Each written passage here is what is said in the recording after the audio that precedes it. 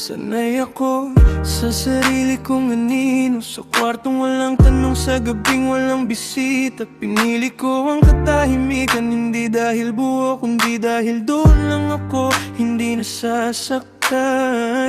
Ginawa kong bahay ang pag-isa, tinuruan ang puso na huwag mangarap.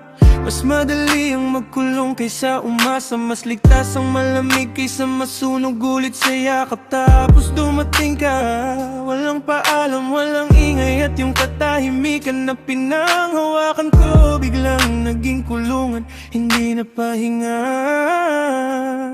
Hindi ko alam na may masasakit pa pala kaysa sa mag-isa ang matutong may kasama. Tapos maalala kung paano ka nawala.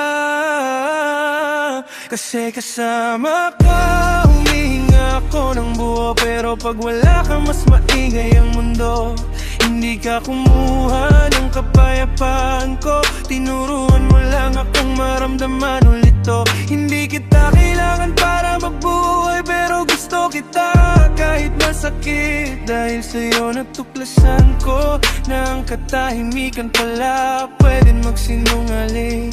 Sa'yo ko natutunang maghubad ng depensa, ilatag ang pagod ng takot, ang dumi ng kahapon. Hindi mo ako inayos, minahal mo lang ako habang wasak.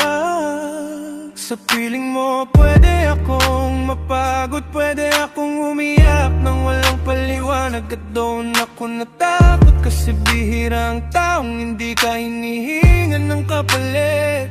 Ngayon kahit mag-isa ako ulit, hindi na siya katulad ng dati. Dati payapa, ngayon puno ng alaala mo sa bawat sulok ng gabi.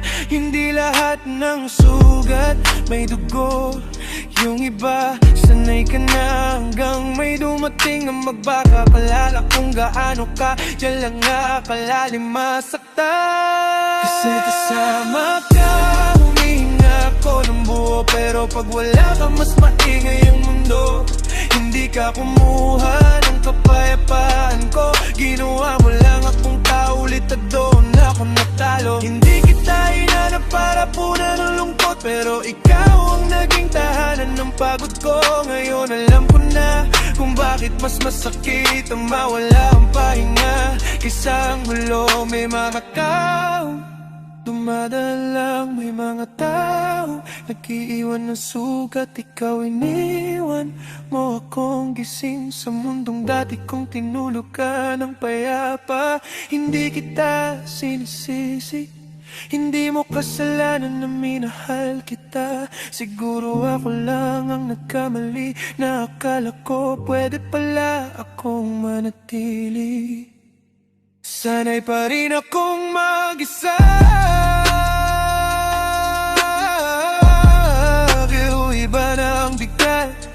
Dahil minsan kong naranasan na may taong mas tahimik pa sa katahimikan. At ngayon alam ko na hindi lahat ng pahinga bumabalik. Yung iba minsan lang dumaan para ipaalala kung kakayang masaktan.